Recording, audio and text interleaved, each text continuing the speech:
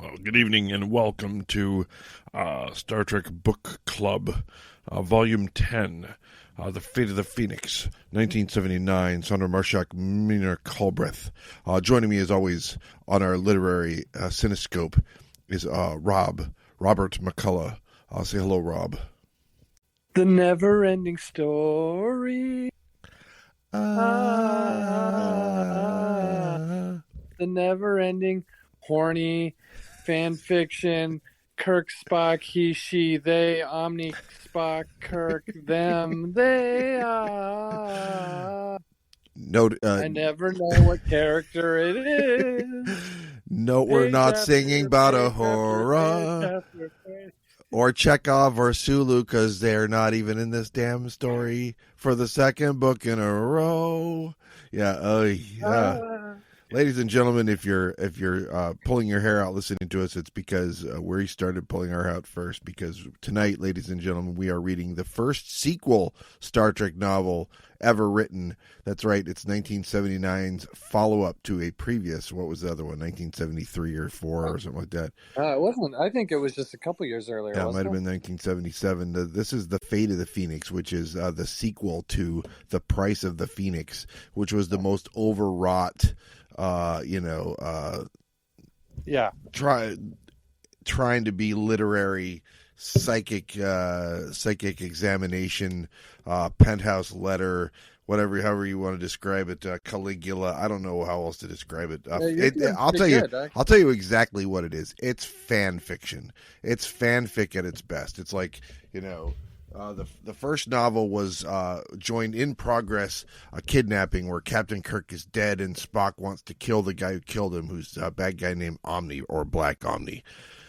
And Omne has apparently created some sort of a machine. He's resurrected Kirk, and so now there's a Kirk, and there are two Kirks, and Omne is the baddest man in the galaxy, except for 1A and baddest men in the galaxy, and that's Spock. So it's just like, are there really no two stronger people or better combatants in the entire galaxy than these two? If you're reading this book, they emphasize over and over and over and over and over again that Spock and Omne are the two baddest men in the galaxy, mentally, physically, emotionally, in terms of sheer willpower. Kirk is just like a paper tiger. He has at least one of those things. He's got a lot of willpower, but he's just, it's just those two.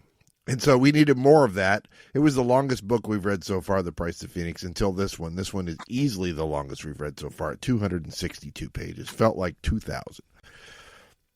But maybe I'm getting ahead of myself. I thought I was reading Atlas Shrugged, and you know what? It was better than the first one. You know what? There's a lot of Atlas Shrugged in here. I mean, I guarantee that this guy built a train or a fountain or whatever the bullshit thing in the Ayn Rand novels are that they build that they're so proud of.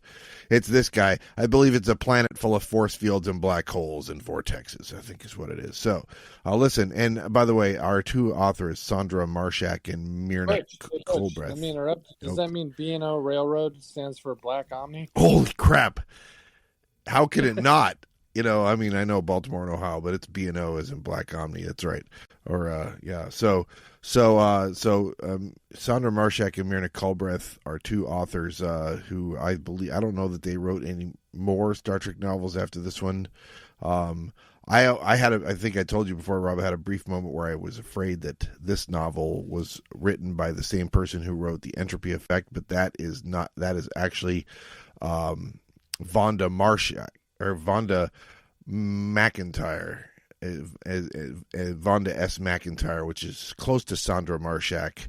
There's a Andra and a S and a and I got mixed up. I was like, how in the world did the same author of this novel write that novel? And the answer is didn't do it. Different novels. So, but this is a novel. In the last novel, if you need a re-upping of the whole plot from the last novel, Black Omni kidnaps Kirk during some sort of a peace conference where the Romulans are involved. So we have a return in both that novel and this novel of the Romulan Commander from the Enterprise incident. She gets a name in this one. But we love her. We too. do love her. Yeah, we do love her. She, yeah, so I keep picturing her, that actress, wearing the Wonder Woman costume because they describe her as like the baddest woman on the planet, whatever planet she's on too. Except when she's on the same planet as one of our new characters, the Doyen, and then the Doyen, I believe, is just best described as a penthouse pet. I don't know, somebody out of Conan the Barbarian. I don't know. But Black Omni is like the baddest dude in the galaxy, and he's created what's called the Phoenix something or other, which means he can resurrect himself. If you kill him, he doesn't die. He uploads, which, by the way, Star Trek has done since then in Star Trek Deep Space Nine with uploading, re-uploading consciousness of dead Vorta, who are members of the Dominion, and then the same writer for Star Trek who did that one also did the new Battlestar Galactica, in which the 12 models of Cylons that look like humans can upload their consciousness when they die to a new consciousness in a resurrection ship. So it's I don't know if these guys invented it, but if they did, boy, did they inspire a couple Bang Zoom TV series, including Deep Space Nine and Battlestar Galactica, both of whom did it way better than these guys. Oh, yeah. So we get our Romulan Commander. We even get to see a lot of her sub-commander in this one, and you remember the sub-commander Tal. I loved him as a side character we get for a little bit, for he is inexplicably referred to as sub-commander Satal in this one. I don't know where that came from. Did they not spring for the rights to use Tal, and they just call him Satal or whatever? I think it's they're trying to rewrite. Go ahead. I'm sure they're retrofitting the Romulan culture and all that, but yeah, just call him Tal. It's cool. We get it. No one's squawking if you call him Tal like they did in the episode. Yeah.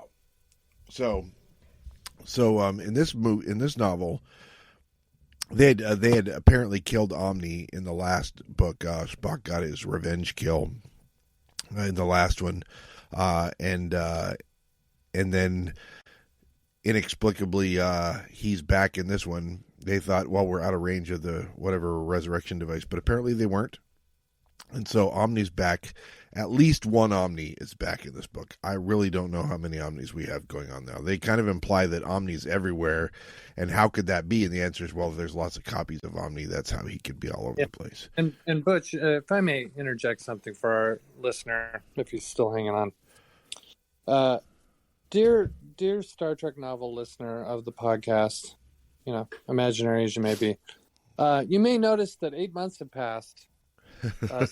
Previous episode. Yes, it was early summer last time we did this. We did the last one in June, end of June, and I immediately started this book, and I slogged through.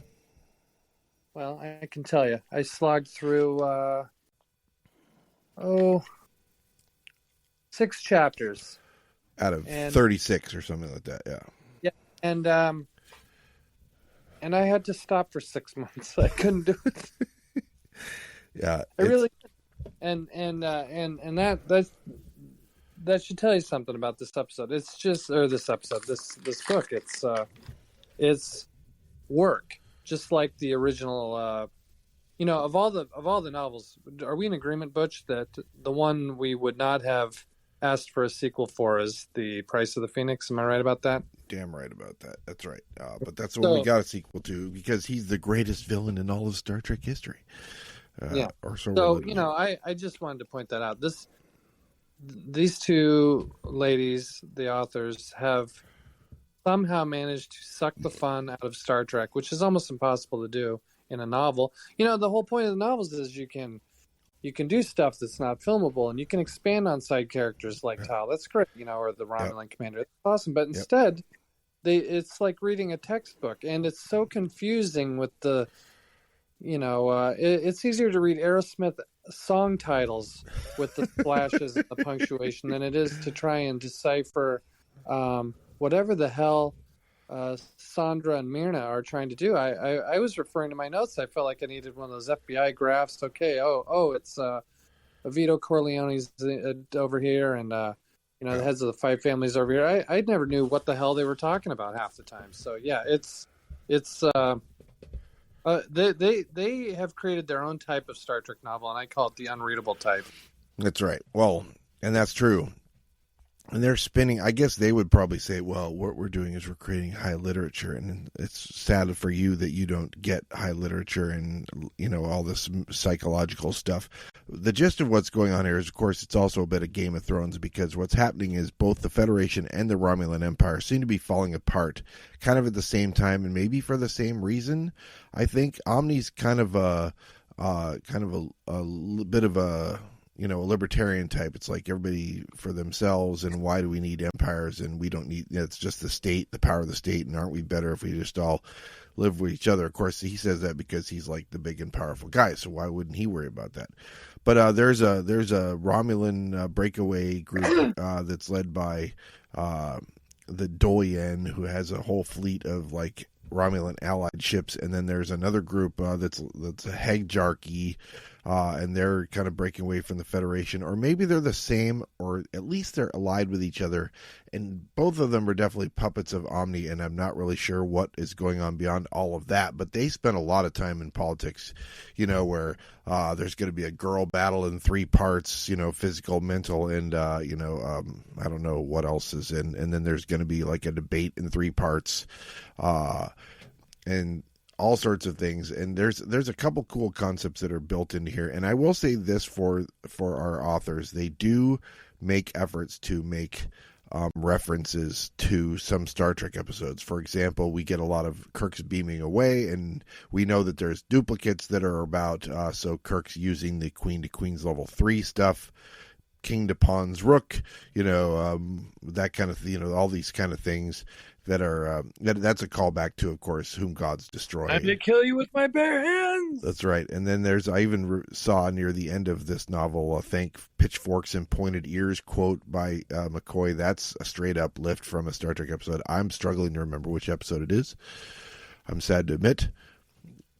Because they say thank God, but then it's like, oh, thank pitchforks and pointed ears, haha. So that's cool, and I give them credit for some of that stuff. And then then there's some other cool stuff that's in here. I think some of the they do probably what's a proper debate over the efficacy of the Prime Directive, but there's a whole lot of stuff I don't like. They come back to the same writing tropes over and over again. If I had a dime for every time they say stiff-necked in this novel, I could have bought this novel several times over. And, of course, set jaws and flinty eyes and all that stuff is definitely, they repeat over. And, the eyes that are chips of black basalt or fiery, whatever I said. And there's so much posing and posering and,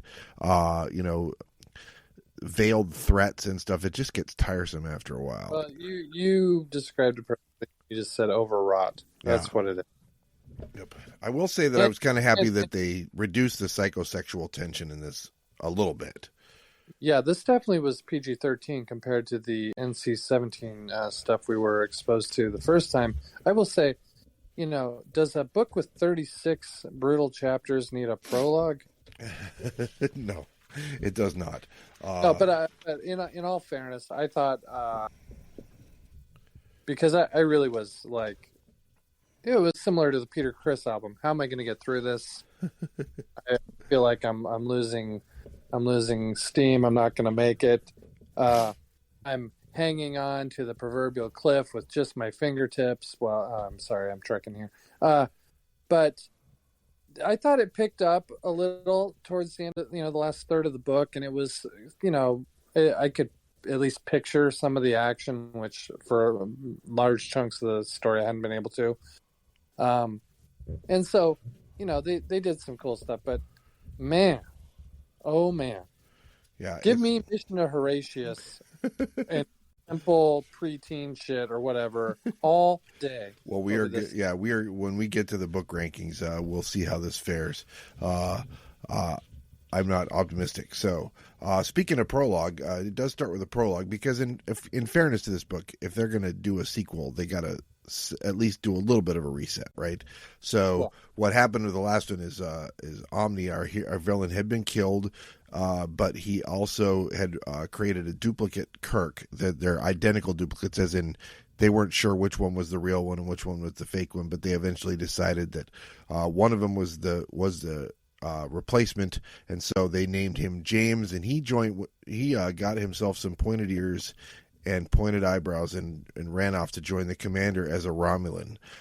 So that's where he's at. He's her boy toy now, basically. He sort of had to do that, right? That was sort of, they can't really coexist in the same part of the galaxy, right? That's not going to work with two Kirks. This galaxy ain't big enough for the two of Kirks. Yeah, right. so. And this is sort of the what they came up with, to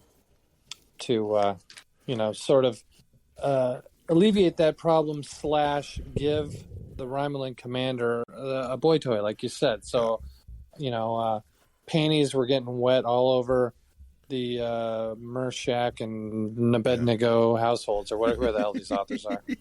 Meshach and Abednego. I see where you went with that. It's all good. That prologue is talking about a Romulan civil war, and there's a lot of mental battles and brain and body jumping. See, the thing is, at the end, the first book focused a lot on this deep, especially deep, like brain meld that Spock did with one of the Kirks. So that they would be connected forever, except maybe it's broken now, or maybe it was never there, or maybe it was not actually the real Spock that did it. It's all very confusing. So, something's not right with Spock. We learned that in chapter 1, and he and Kirk seem to have lost their connection that they'd had, but Kirk somehow senses that a bit of Omne in Spock, like maybe Omne planted something in Spock that now he has a connection to him, and maybe that means he has a connection to Kirk.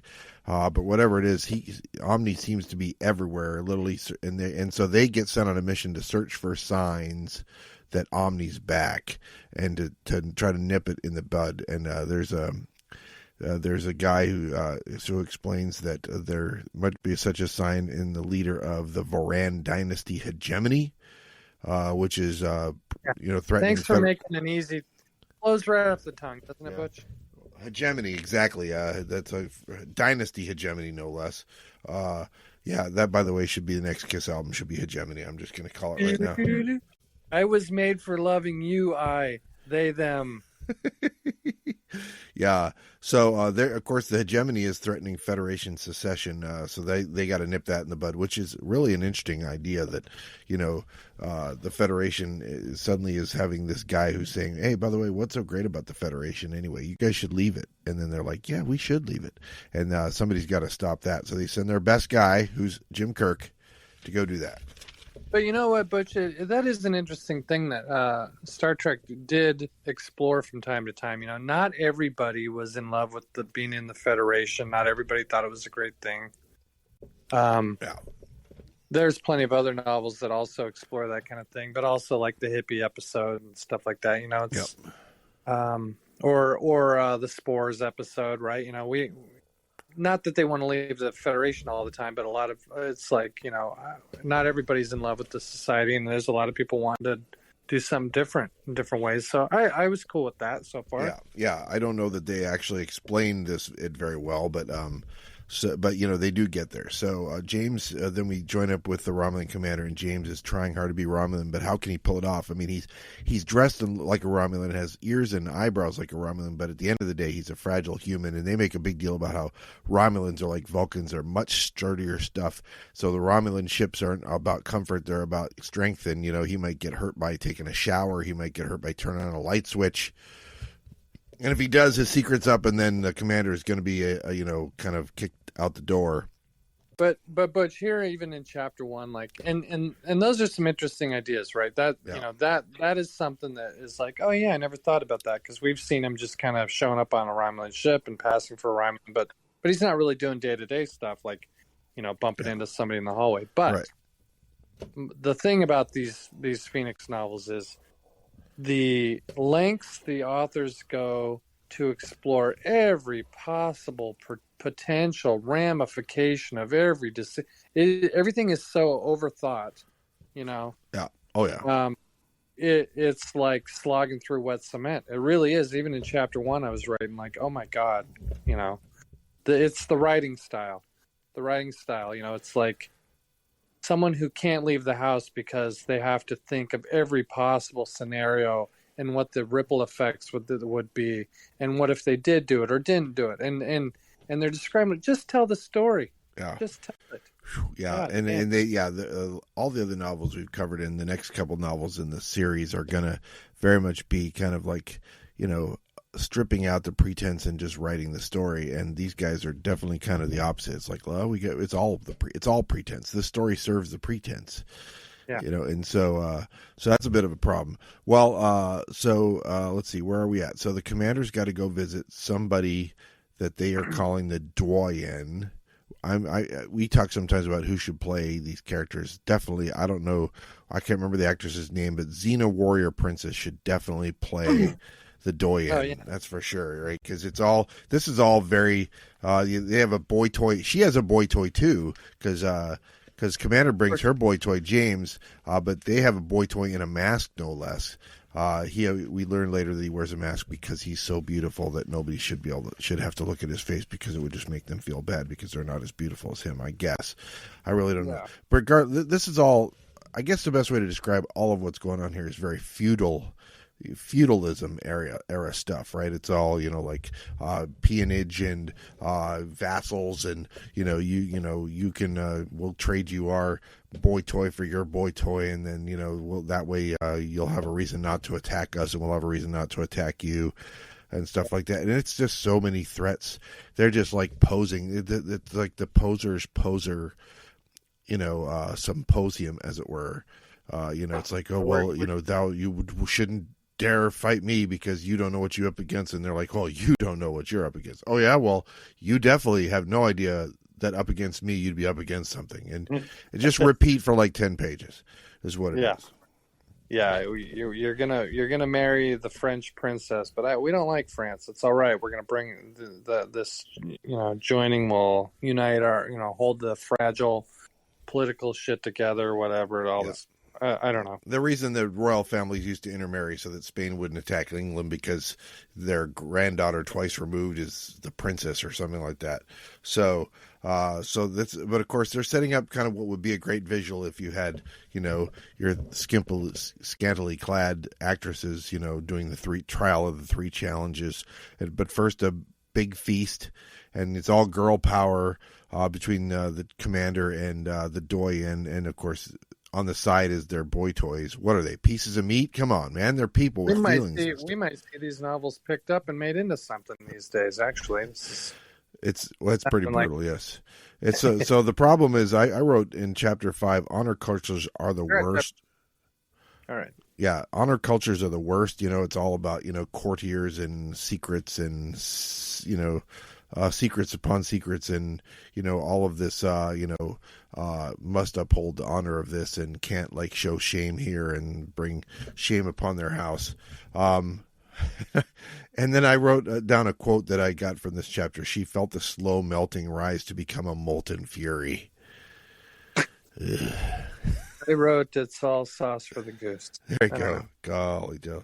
Yeah, so it's a challenge not to the death. They start with lances, then then there's fighting, then there's E boys or something like that, and mind melds. It's all really kind of psychological head battle. But the important thing is our hero, weirdly to say this, the Romulan Commander girl, wins. So now there's a bowing and a kneeling before Zod kind of nonsense, and but then we're gonna. That means that James is treating the Romulan Commander for injuries, because she's all beat up after her fighting, and how men are doting on their women by treating their injuries. Sure. And it's all sponge gas until somebody gets hurt.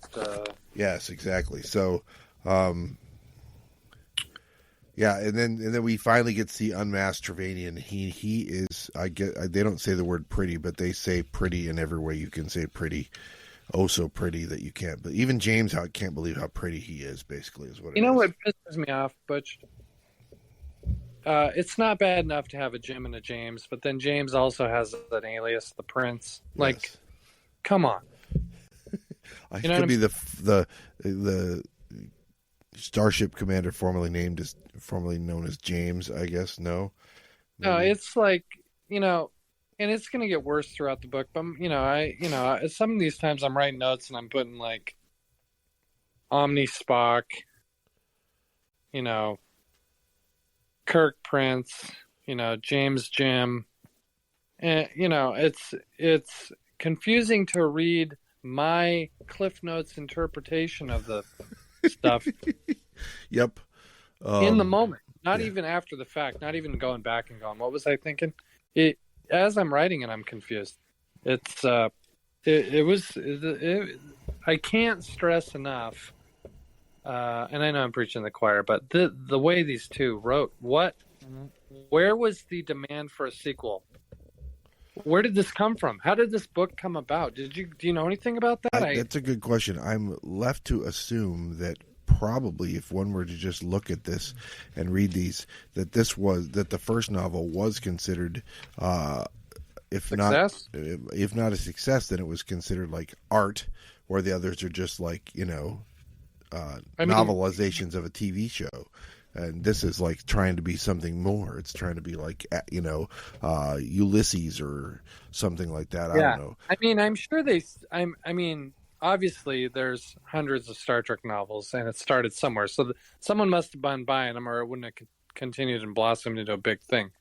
But man, some of these book covers are cool, right? Depending on what edition you have. But I just can't imagine, when I finished that first one, I almost wanted to have a book burning at my house of all the other Star Trek novels, except I know that those are all ones I enjoy.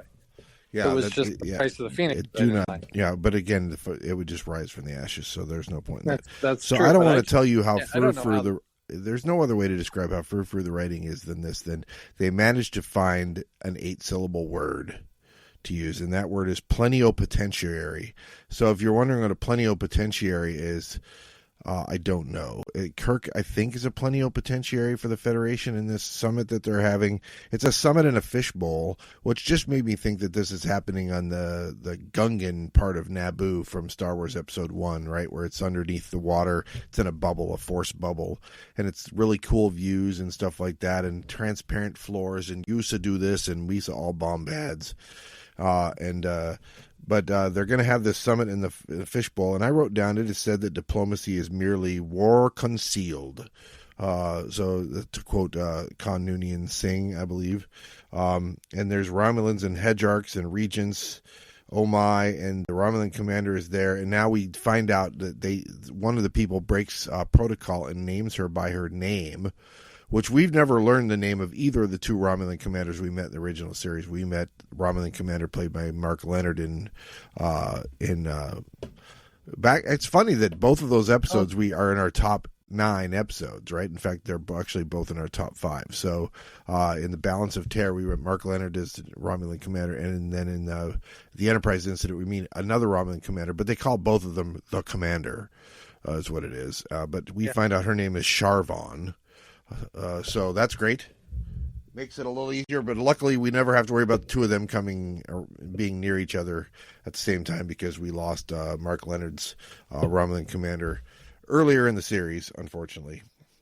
So Sharvon, I thought it was Dion or something. Well, it might be. I could swear they're calling her Sharvon. Maybe she might have multiple names. You get the sense that they have multiple names. Although what chapter are you on, by the way? Somewhere around chapter 9, I think.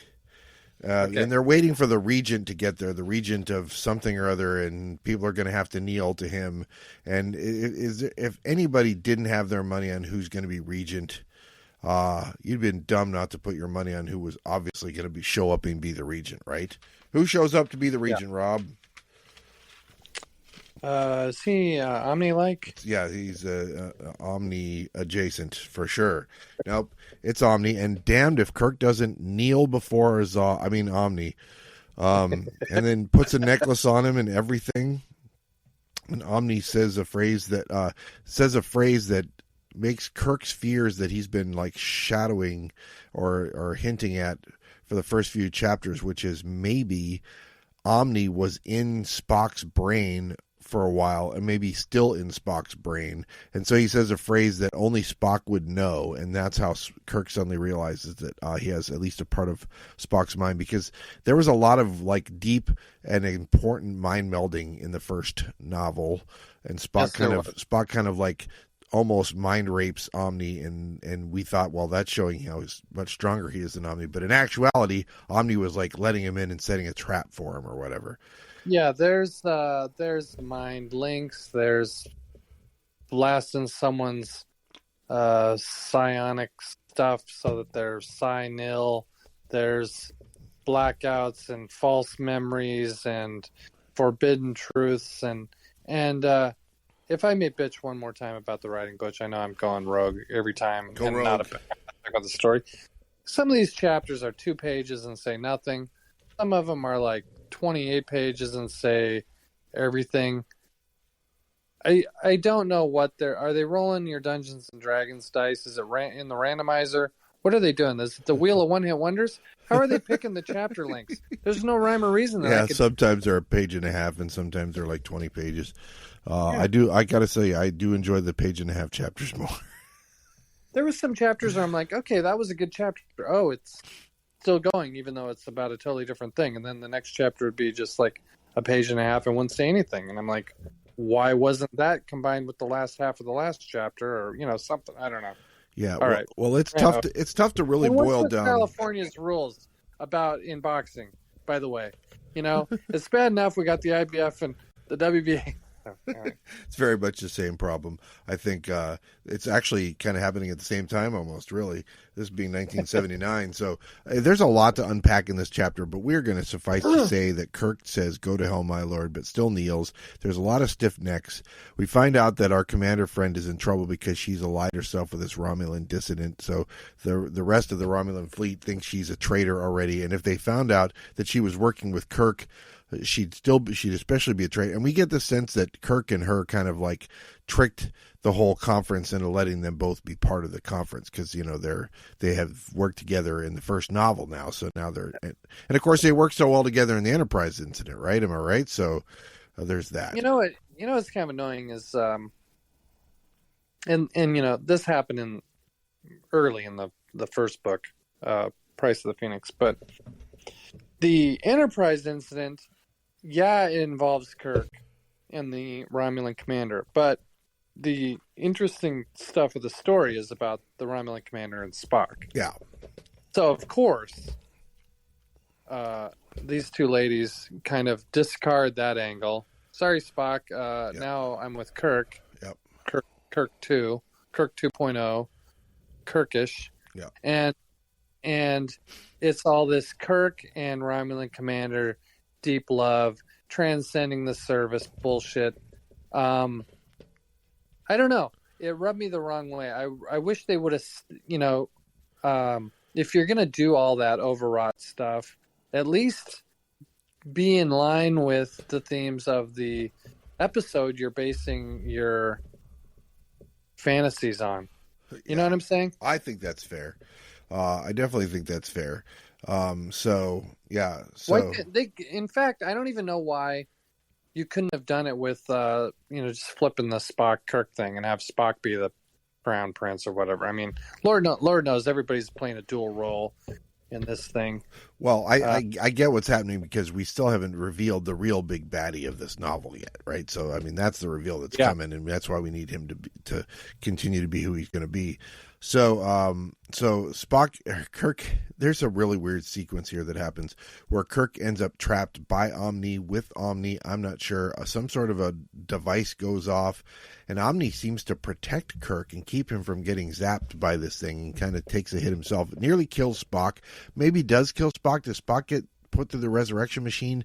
Does he just get healed? Because Omni's, of course, a doctor, we learned from the first one. We forgot it because he was such a villain, but we learn it again that he was a doctor. The physician heal thyself thing a little too far. Yeah, very much so.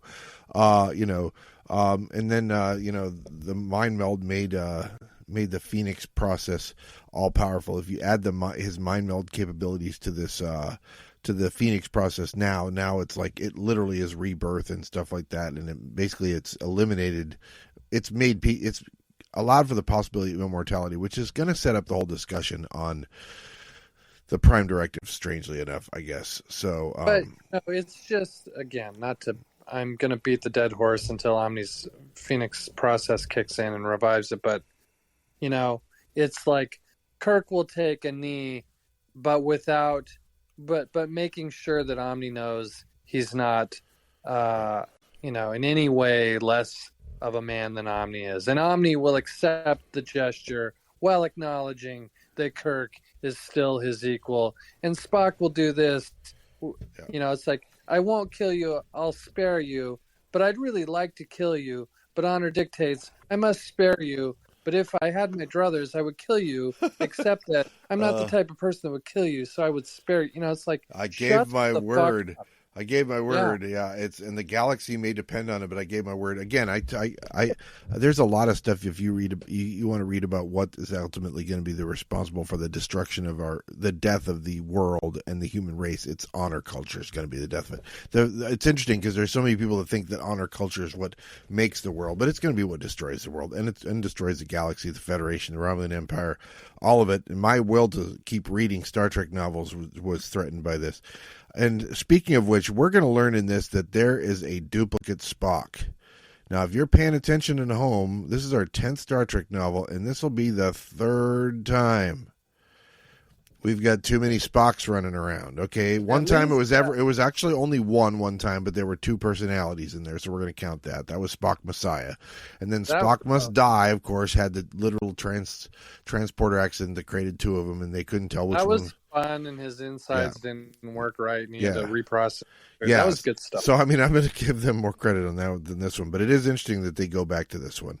So, the important thing that happens is this zap beam that comes out that Omne has to save Kirk from kills only one person, and that is the all-important, and I still have read this twice now and don't have any idea what the Hedgearch was about, but the Hedgearch gets killed by this, and then he gets fused with his son into a single entity by the Phoenix device, and I don't know what anything matters about that, but it was his grandson. It's grandson, but it doesn't matter.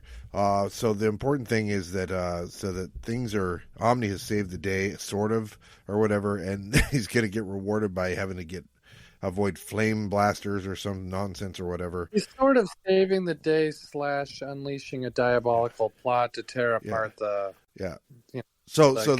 the guy who's there, the guy who led this whole thing, the Hedgearch, is dead, but he's not dead because his grandson is there and he's still alive, and his grandson. So let's just pretend nothing happened and go on with the conference.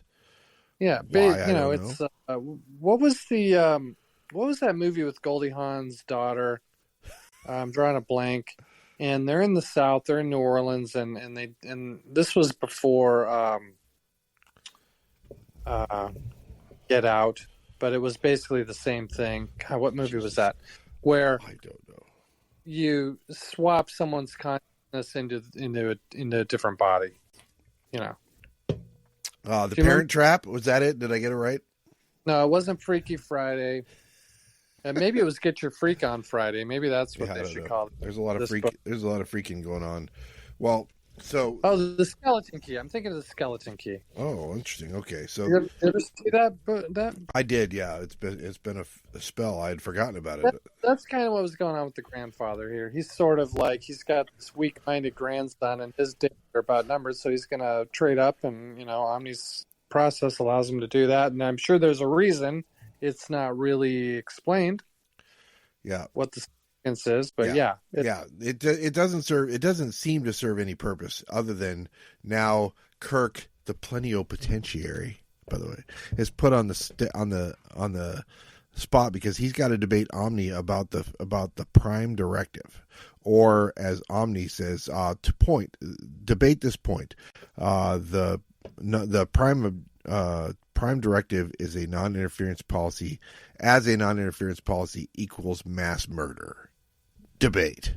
And so this is, I guess, I didn't think it was as interesting the second time I read it as the first time, probably because I remembered it felt like, a drink of cold water in a desert the last time, and this time I was expecting it to still be as tasty, and I realized it's not as hard when you're just skimming through this whole thing. But they do reference Robert's Rules of Order, which is always nice. We at the Oregon Legislature use Mason's Manual of Legislative Procedure, not Robert's Rules. So the important difference is you have to make a second on a motion in Roberts, and you don't on Mason's. So it's already bullshit that they're following Roberts anyway. But I've gone down the rabbit hole. So Kirk's job is arguing against the homogeneity and sterility of a one galaxy government. That basically, well, if we just tell every planet what to do, then everybody's going to be like us, and that'll be dumb. Says the guy who spent his 3 seasons making sure that you don't do things different than he wants you to. I don't like you serving that feeding apples and stuff to that statue or whatever. Yeah. So it's freedom. You'll like it. So he's making that argument that free people can choose to live normal development of viable cultures. Omne counters something along the lines of withholding immortality is mass murder, and of course it just so happens that he is the one guy in the galaxy who's offering immortality through his Phoenix device. So maybe there's something. So he's like, and by the way, I'm the guy who can give it to you. So this is very much only I can save you. There's no one else who can help you, but I can. I have the secret in the power of my hands. Sorry, I may have been. That's my Omni impression. By the way, I figured out who we should have play Omni. By the way. So no Rucker Hauer, right? Yeah, that's right, exactly. Rucker Hauer has enormous hands. That's what I'm saying. But so, and of course, I did note that they mention Tasmanian, so we have a Yahoo Serious note, citing here the Tasmanians were a culture that was destroyed by the British culture when they colonized Australia. But he also drops the Iosians. Did you see that? Oh, yeah. What about Christopher Lee? It being the 70s? Yes. Oh, yeah. He would have been. Yeah, he was still young enough, probably. He probably needed to be about 10 years younger. They needed 60s Christopher Lee, probably. But it would have worked. I mean, Wicker Man Christopher Lee is still young and, fooling around. Maybe, I suppose. Yeah, I suppose. So they name dropped the Iosians. You remember the Iosians from A Piece of the Action. Oh, yeah. So that's always nice. And then, by the way, I shit you not, then I had to ask my wife this one. Then they said something that says knit 1, purl 2. It's like, is that like crochet bullshit? And she's like, no, that's knitting. Of course. It's like, okay, so yeah, why is this entering a debate about the Prime Directive, knit 1, purl 2, and Iosians and Tasmanians all in one debate? The Beastie Boys were conspicuous by their absence. Yeah. I can live with it. And this is when I think we get our first sighting of the Spock clone. There's a new Omni in town. By the way, trademark hashtag Spockney is who this is, by the way. So I wrote Spockney for the rest of the novel when I could tell the difference between which Spock they were talking about, which is not very often. I can tell you that during the era of my first getting into Star Trek novels, Backney was a companion of mine. Oh, yes. Days. Here's where, so we had Other, right? We had, then I'm calling Omni Spock, and then they're calling him the Wolf. Yep. The Wolf thing kind of went away. It had its moment, it had its chapter, and then they never came back to that. Yeah, whichever one wrote that chapter forgot to tell the other person for their chapters.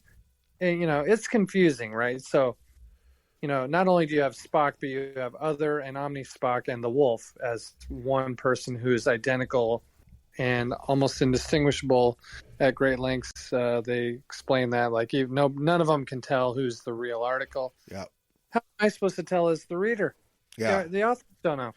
Yeah, it's a hot mess. But the important thing is, I keep saying that nothing's important in this novel, but for this novel, the important thing is that Spockney has his own ship, which is just like the sweet ride that Omni's got. They have 2 of them. They're identical. They're basically 57 Chevys, 64 and a half Mustangs, 61s, Corvettes, whatever you want to have. They're cool. They're the only ship in the galaxy that can do whatever there's going to need to be done in this blah, blah, blah. And of course, then Spockney has his version of the ship as well. But Kirk and Omni have to go down to the planet with the Hedge Arc, the fake Hedge Arc or whatever, and they get attacked, and we don't really know why. But it gives them an excuse to do Rook to King's Pawn 1 and Castle Queenside and all these other call sign bullshit. And it ends up with Omne saving Kirk once again and getting a toasty shoulder for it. He gets a burned shoulder for it. Yeah. If I may, I believe Omne is hedge-arcing his bets. Am I right about that? Yeah, thank you. Boy, is he hedge-arcing his best. So Kirk ends up, despite all these call signs, Kirk ends up flying off on the Phoenix ship. And then we get a brief thing of the commander and James on the run from the Romulan fleet. There's a Romulan fleet commander that's out there, the commander-in-chief of the fleet out there, who's the bad guy Romulan in this. Don't care. Move on. Doesn't matter. Sort of the weak cousin of the bureaucrats of the worst theme, right? Yep. And so both she doesn't want to surrender her boy toy James. She can't let him go alone, and he can't let her go alone. But then again, he's staying with Trevanian, and I don't know what the hell's going on there. And then I wrote a chapter. Why don't we call him Joy Toy? If he's boy toy James, let's just call him Joy Toy. Joy Toy, that's right. So then we're on chapter 16, and I just wrote James and Tremaine pass. Except that that Spockney, inflicts a mortal wound on Trevanian, but don't worry because he has the Phoenix device and can save him. So, can I ask you another question, Butch? I know I'm interrupting you, and I know there's nothing you'd rather do than get through this. That's exactly right. What is the over on how many times at this point in the book? You're on chapter 16. At this point, how many times have you checked to see how many more chapters there are? I'm usually checking number of pages and not number of chapters. So, because you just can never tell how many one page chapters you're going to have in here and how many 30 That's pages. True, but so I've got the over under at 3. Are you taking the over or the under? How many times do you check to see how much more? Oh, number of pages, I'm well over that. Yeah, basically every couple pages I'm checking. I was like, how many? What percentage of the book have I read yet? Am I up to 10% yet? 50% yet? Exactly. So, yeah, so James steals a Romulan scout ship or takes a Romulan scout ship or is given a Romulan scout ship to follow Spockney. There's multiple fleets of Romulans and Doyans. The Enterprise is out there. There's 2 Phoenix ships and what will soon be 2 Romulan scout ships all flying around and heading for a black hole planet, now, also called the Anomaly. It starts to pick up a little with this anomaly business because then I'm like, okay, this is similar to Star Trek V. So I can kind of picture this. Yeah, but it's still only one guy flying only one ship can do it. He's the only guy in the galaxy who can do it, and it's like it's yet again. It's just like At least we're out of that convoluted mess of the Civil War on Roseanne or whatever it was, and the dynastic debates of champions and triple threat matches with the women on the planet and who's who. So at least we're out of that quagmire. Yep. And now we're like, okay, I can picture ships chasing a guy into something real dangerous, at least. Yeah, well, speaking of ships going into something real dangerous, Omne is on his Phoenix ship, not to be confused with Spockney's Phoenix ship, but Omne's on his Phoenix ship with Kirk and with Spock. And they have them outnumbered 2-1. Gosh, we've seen a lot of internal conflict between the 3 of them, but for reasons of all sorts, Omne, who had his shoulder torched getting away from the Hedgearch's planet and saving Kirk, now has to go into the healing trance because he can do that now too, because if Spock could do it, now he can do anything Spock can do. And as a result, he has to go into healing trance, and he's basically just completely at the will of Spock and Kirk, who could literally just kill him and rid the galaxy of the scourge forever. Right. But Kirk owes him his life because he saved him twice, and Spock gave him his word that he'd wake him up from this thing. So they can't do it because they're honor bound not to do it. Doom, doom, doom, doom, doom, doom, doom. Here, not that anybody for a second thinks they're going to do it, but they had a chance to kill him and not have the Phoenix process kick in. Yeah, but they do have another problem. Is there's another Omne out there? It's Spockney. However, that being said, the other Spockney has a self-destruct thing that's built into him, so that unless he gets this secret code off of Omni's necklace, then the other Omne, Spockney, is going to die anyway. So really, if they just killed Omne and just left, then they would solve this problem, right? They would have solved the problem. But they're both kind of, for some reason, insisting on saving James and Trevanian, and they have to do that. For some reason, they have to go on to do that. These 2 fleets aren't going to stop themselves. And why do the authors think we care at all about Trevanian, who is some no-name person we just met? Did you not hear me say he's beautiful? Why don't you understand about that? Okay. I do like the waking up as baby Lord Garth. Do I know you, sir? Yeah. You know, that was nice. You are trekking hard. Yeah.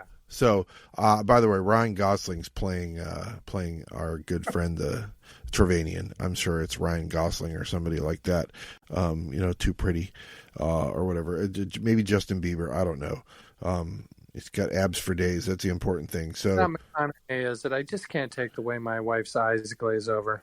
Yep. So James is going to have to pilot into the anomaly in the Romulan ship, which means he's following Spockney in there, which means certain death. And so, of course, the commander has to leave Tal in charge and take her own ship, walking into a trap. They all know it, because only the Phoenix ship can make it into the anomaly because it's the fastest hunk of junk in the galaxy. Except there's two of them, so they're the fastest hunks of junks in the galaxy. James is just about destroyed, so they have to beam him aboard, and then they all want to kill Spockney. You have Kirk and Spock and the Romulan Commander, and I have a what the hell's going on? A crash is imminent. I really don't know how to keep track of anything. They're going to crash at some point because they went back to get him, and so as a result, there's no way they're going to get out of there. And then they crash in a pretty foreboding place. And I'll tell you, you're in for some rough chapters because they're going to have to do a deep dive into rock climbing nomenclature, and nobody wants to hear that. So it's all about tying off ropes and Oh, is it? Yeah, I think you're phoenixing just a couple of chapters, but I'm not sure because I'm skipping forward on purpose. But in chapter 24, I put lots of use of the word belay 5 times in a page and a half, and that's what you're referring to, right? They're belaying. They've used every possible way you can use the word belay. I belayed you. Yep. We belaying. I wrote blankety blank rock climbing douchebag city stuff. So it's and it's a dangerous place down there. They have to. Maybe the Phoenix is going to work. Maybe it won't. Who doesn't know? Spock's insisting on killing Spockney before they deal with Omne, though. It's like going to be a whole lot of facing off against each other, and James and the commander get separated from the rest, or maybe it's Kirk and Omne, or it's really hard to tell who's with who now. There's a bunch of people fall from rocks. The commander falls from a rock and gets hurt. Then Omne falls and Kirk falls with him, or is it James, or is it Spock, or are they all down there? This is where I wrote. Still, chapter 24. Why is this all one chapter? This chapter was brutal. Yep. Basically, Omne, Kirk, Spock, and gang are climbing into Mordor. Basically, is what's happening. Yep. Right? Yep. And then it's bound to happen. I can't believe they tried to pull this one off on it. There's Spock and James. Again, James is the Romulan Jim Kirk. And they're together, except, of course, it's not Spock. It's Spockney. James is now his hostage, and and I thought Omne was a loudmouth egotist. Holy crap. Yikes. And so Omne and Spockney we finally get... Oh, go ahead. Oh, I did like how, and maybe you were just about to say this, I liked how they introduced a T-Rex sized sloth. Okay, that's something different. Something different. But again, they just love to manufacture reasons why our enemies have to work together. Yeah, and everybody's, just the only way they're surviving is by the skin of Omne or some version of him's hangnail, because he's such a tops in the galaxy, except for Spock. Grips of granite and stone and stuff like that. Yeah, he's muscles for days, yo. So. Do you get the impression that Omne walked uphill to school both ways in the snow? Only because he chose to. Yeah. I mean, it's ridiculous. Yep. That's for sure. So there's a couple interesting developments here that are yada yada nyuk nyuk. That Spock has Tremaine on ice. He can use the Phoenix device to bring Trevanian, the near dead corpse of Trevanian, back. And of course, everything depends on that because the commander can't reunite the Empire unless she has the Doyen on her side. And she can't get the Doyen on her side if Trevanian's dead. And so everything depends on that for some reason, and I don't even know why the Federation would care if the Romulan Empire breaks up, honestly. But it has something to do with also breaking up the Federation. So maybe it's not. Maybe we should just let's let it go then. Who cares? It's because it doesn't matter. That's right. So and the Doyen, he's alive, of course, and the Doyen may still be satiated then, and so the commander's plan is to keep the Doyen on her side equals she needs to save Trevanian. Then I put just a yada yada Trevanian is reborn. It's just a lot of nonsense. This is chapter 28, I think. Okay. And now I really just kind of lose track of it. I'm just like sprinting to the finish now. At some point, there's a lot of nonsense about a transporter and a lot of nonsense about how do you get back from wherever this anomaly goes to? There's a vortex at the center of this planet. And the vortex causes weird things, including giant sloths made of rock, sort of, and stuff like that. And so I really don't know how else to describe it other than that. But is that, people can't handle it, but at least Vulcans have a little bit more mental acuity down there. And presumably Omnis and Spockneys do as well. We had this shit happening in one of the other Star Trek novels too, though, where, reality was getting twisted. They're having to slog through. They can't trust their senses. Yeah. Yeah, that's true. I think that was Spock Must Die, actually, right? When it's the second Spock trying to hide out or something like that. Oh yeah. So yeah. Yeah. So there's that. At least they're going way back to the first one. So all of this leads to Kirk and Omne, our real Kirk and Omne, being transported to a planet that's the same planet, but on it's like the other side or whatever. It's like maybe this is the same place where Lazarus's other planet was.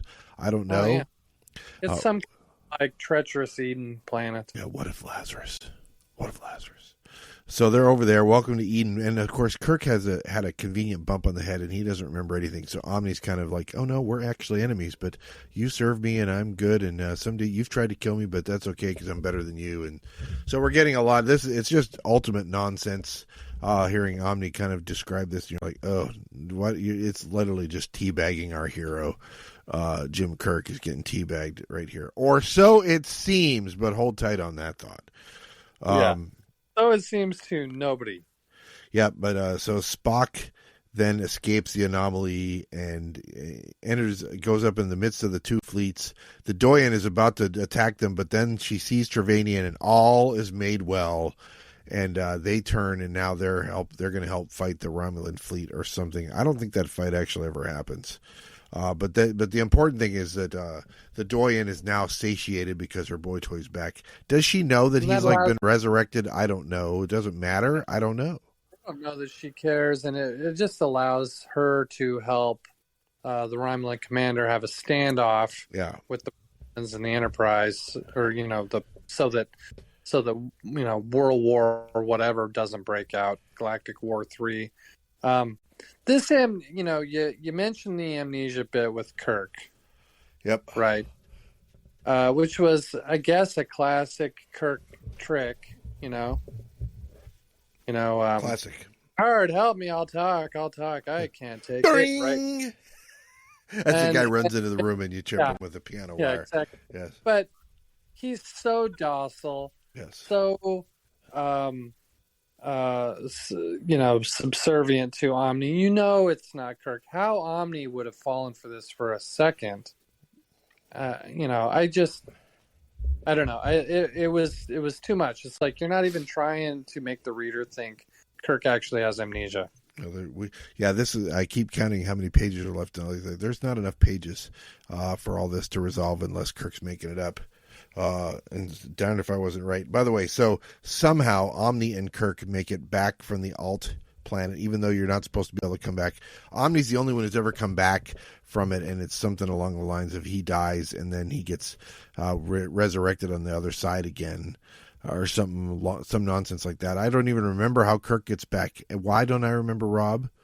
Because it doesn't matter. That's why I don't remember. I thought it was because you had amnesia brought on by the hitting yourself in the wrong part of your temporal lobe with the book. Yeah, it's a big book.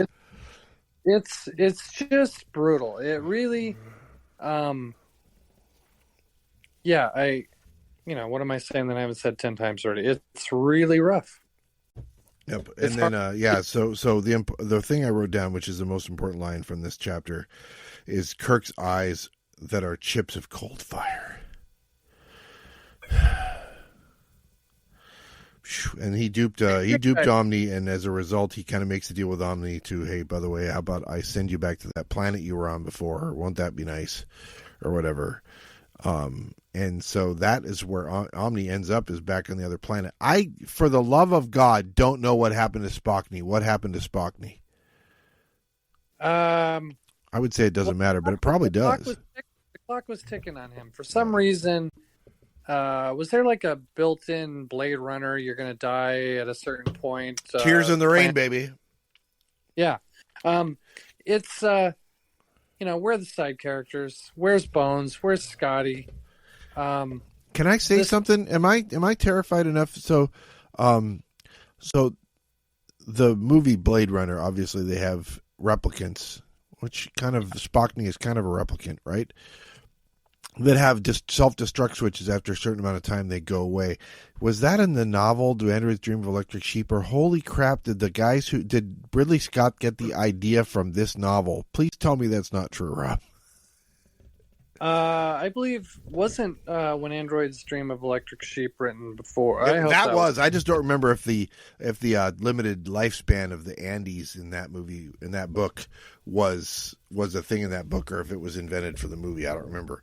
I really hope they didn't get that idea from this, because that would mean there's something good came out of this, and I want nothing good to have come out of this novel. Well, 53.75 years, we'll find out, Butch, because that is when the next gateway or whatever opens that might give, whichever Omni a chance to do. Were they planning a part 3?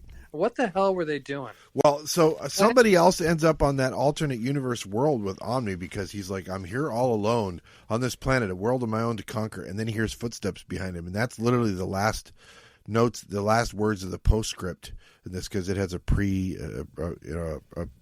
has a preface, and then it has a postscript. And it's Harry Mudd. I got bad news. It's Harry Mudd. Leo Walsh, by the way, if you're wondering, if you're playing at home. So the important thing is everybody ends up happily ever after, including us, because it's over. Our long national nightmare is over. I feel like we can survive anything if we survive these novels. I know I've read the next 2. They're so short and breezy compared to this. I'm not saying they're good. But I'm saying they're breezier. So I take back every bad thing I've said about the other Trek novels we've read to this point. Even Trek to Mad World, which was a dog. Well, I would read one. Well, so I guess we should talk about that, because we are going to talk about the other Trek novels, because it's time to rank them. We've done 10 Trek novels now. Yep, time to rank them and yank them. Yank them and rank them, spank them, and I guess in honor of these 2 authors, spank them and rank them. That's right. All right, so let me give you my ranking. I'm sad to say I have, as bad as this one was, and worse than this, as the Price of the Phoenix was. This is better than that. I can't believe I'm saying it. It has some interesting stuff. I like the anomaly thing is cooler than anything that was in that. The discussion on the Prime Directive was more interesting. Other than that, I don't have much to say about either of them. But even that all said, I still have Trek to Mad World below either of them. So really, it's just, I'm sorry, Mr. Mixel-Plick or the Great Gazoo, whatever you want to do, I just can't handle them. So I have that at 10. And then I have, as I said before, Price of the Phoenix, the first book, at 9. This book, Fate of the Phoenix, at 8. Okay. Then I go Spock Messiah with an exclamation point. Planet of Judgment at 6. Spock Must Die, exclamation point, at 5. The Starless World, 4. We. World Without End at 3. Mission to Horatius at 2. And exclamation point Vulcan at pretty 1. close. But, and I wrote your ranking down now, too, so I can compare them as we go. I have Price of the Phoenix at 10. That was so bad, and with all the shirt torn off, nursing back to health, holding him in his arms like he's Thomas Hearns at the end of the Hagler fight. That was brutal. Yep. I'm scarred from that book. Yep. That book was just. I feel like I'm never going to be the same after that. No, I was sitting in the shower for hours, rocking back and forth after I read that one. This one was giving that one a run for its money for the first half. But once they finally left that stupid planet in the hegemony potentiapus. Plenipotentiary. Yeah, thank you. It picked up slightly. Yeah. So I have that at 9. I've got Trek to Mad World, which I hated, at 8. Yep. Then Spock Must Die at 7. Planet of Judgment at 6. Wee Wee. Yep. Spock Messiah. Was there an exclamation point on that one? Damn right. Okay, let me add that. At 5, Starless World. Wee Wee at 4. I have Mission to Horatius at 3. I don't even remember why it's behind World Without End, but I agree that Vulcan. I will someday again have sufficient time to stop off at Vulcan, and reread it. The bottom half of this list probably not, but there's been some good stuff, but mostly, man, these two Phoenix novels are an affront to the English language, to literature. It's just you're taking something I love and making me hate it. Yeah, I'm so glad this is over. I feel like nothing even if the other books that we're going to be reading in the Bantam series, even if the other books aren't very good, they're short. This is long, and it's just depressing and a slog.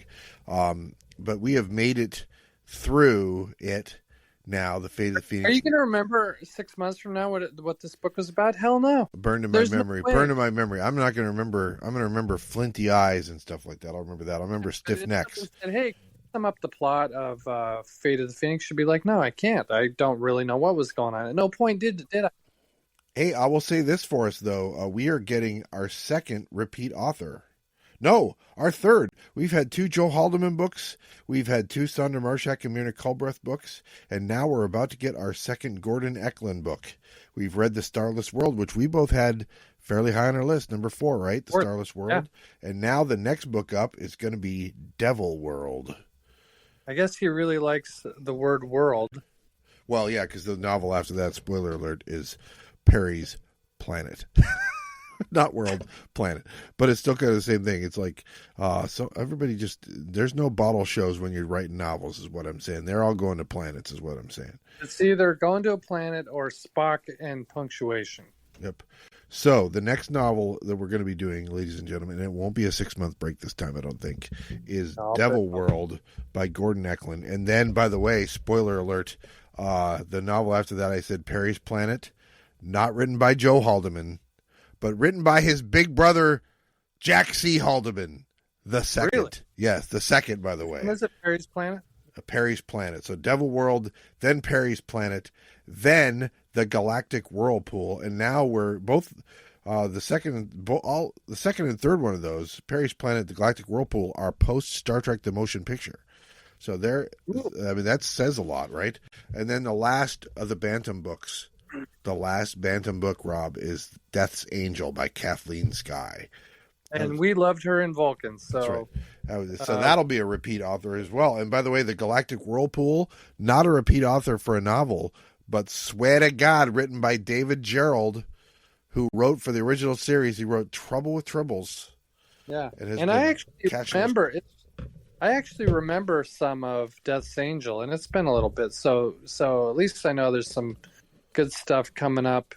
And then, of course, our big dream, which is using your amazing Dungeons and Dragons dice to do random pocketbook novels, that's gonna be rad. Yeah, because those are all. Yeah, those at least are like, you're not sliding this shit past an editor that we've just read. You know, those books are written in a way that is for, you know, the fans to like and be ready to buy another one in 2 months. That was us. So they released them every 2 months or every 3 months or something like that. I think it was every 3 months. Every quarter they released one. And Rob and I were right there buying them as they came out. So, ladies and gentlemen, that's the hook. You got to make it through 4 more Bantam book novels, and then we will put the lid on the Bantam, the journey to Bantam, and we will begin our exploration of the pocket books. We're going to rocket to pocket. It's going to be great. Rocket to pocket. So that, ladies and gentlemen, is how you're going to make it through till the next time. So join us next time. Or are we going to Spock it to pocket? Maybe that. I don't know. Spock it. Yeah. So join us, if you will, next time on Journey to Bantam. And Butch, real quick, before you hit the pause button, for crossover, you know, just to build our brands, what do we got in the morning? Red Dawning tomorrow morning, ladies and gentlemen. Red Dawning, we're going to be amok timing probably in the next few days. We're going to be kanging and banging next week. We got all kinds of good stuff. All kinds of good stuff. So stay tuned and look forward to that, ladies and gentlemen. We will see you next time.